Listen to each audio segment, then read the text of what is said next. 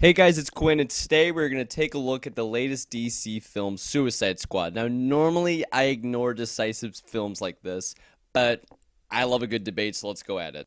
In order to really review this one, let's do a sort of pros and cons list. What I liked most about the film was without a doubt Will Smith. Not really that much of substance happens in this film, so by having a character that you can attach to for something more than his humor is a trait that I really enjoyed. I hated the fact that a lot of the characters were simply bad to be bad, so by having the entire character of Deadshot being a father who has an obsession with money, frankly, I enjoyed this. The rest of the characters fell flat for me, though. The lady with the sword was kind of annoying, and a lot of Harley Quinn's jokes fell flat. Don't get me wrong, I really like what they did with the character. Her entire costume, I'll just say it was fun, and overall she's a great character. It's just I feel her transition to fully bad just didn't seem smooth.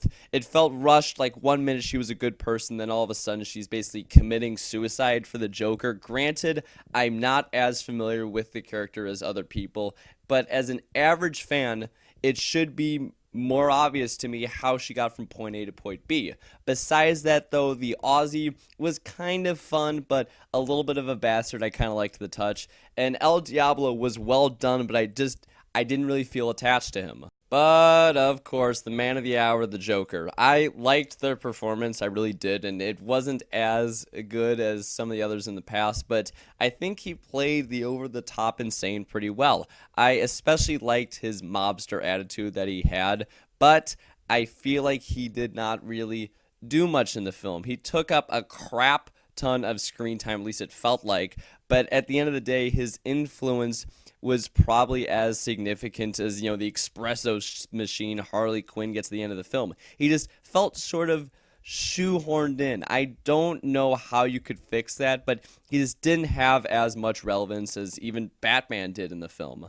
And because of this, the flow of the movie felt somewhat choppy. 1 minute, it was the Suicide Squad on a vague mission. Then in the next, it was the Joker intimidating a security guard that we don't see for the rest of the film. I liked how they tried to keep the villain a secret for a little while, but in the first 10 minutes, it was pretty goddamn obvious who it was going to be. And by doing so, we were being spoon-fed details that made me feel like a 5-year-old instead of actually trying to guess alongside the main characters who the villain is. When keeping a villain secret, you keep the audience at the same level as the main characters so that you go through the film together. Instead, we find out first, making a lot of the film just boring and predictable. Overall, though, the film is fun. It's just kind of basic. On a critical level, it isn't a work of art. It's not the next Citizen Kane. But if you want a comic book film to sit back and have a good time at, this fits the bill. Overall, roughly 7 out of 10. Lots of flaws, but a good time nonetheless. So overall, what do you guys think of Suicide Squad? Was I being a little too nice? Did I hit it in the ballpark? Whatever you may think, leave in the comments section below. And as always, like, share, comment, subscribe, and I'll see you guys next time. Ciao.